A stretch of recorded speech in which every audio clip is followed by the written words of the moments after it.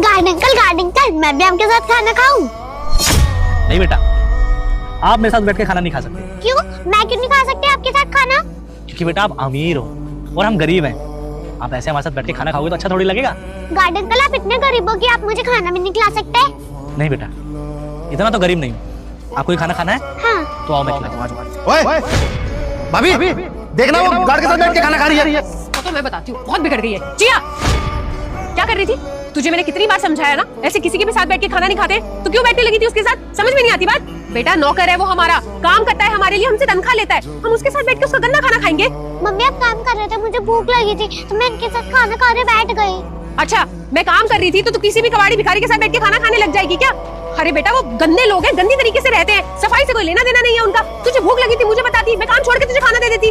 लेकिन इसके साथ बैठ के खाना खाने का तूने सोचा भी ना? इससे मुझे पता चल रहा है तू कितनी ज्यादा बिगड़ गई है। बिल्कुल मेरी बात नहीं मानती है। मम्मी, वो चौकीदार है तो उनके साथ कोई भी खाना नहीं खा सकता क्या? हाँ, नहीं खाते उनके साथ बैठ के खाना। बेटा वो छोटे लोग हैं, गंदे लोग हैं, गंदे तरीके से रहते हैं। अगर उनके साथ बैठेंगे ना बेटा तो हमारी इज्जत भी घट जाएगी। आपको समझाया ना मैंने कितनी बारी, आप समझते क्यों नहीं हो बात को? आगे से ना कभी भी इस चौकीदार के साथ बैठ के खाना मत खाना, किसी से ज्यादा बात भी मत किया करो, ठीक है ना? अरे भाभी, आप इसको क्या डांट रही हो? तो बच्ची है, इसको डांटना चाहिए ना।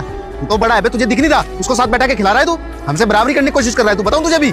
आप देखिए, मेरी कोई गलती नहीं है। मैंने तो इनको मना भी किया था, पर अब मालिक की बेटी है और कुछ काम कहेगी तो मैं करूंगा ही ना। कही थी भूख लग रही है तो मैंने उसका खिला देता हूँ। गलती हो गई साहब। मना किया था तूने? झूठ बोल रहा है मुझसे।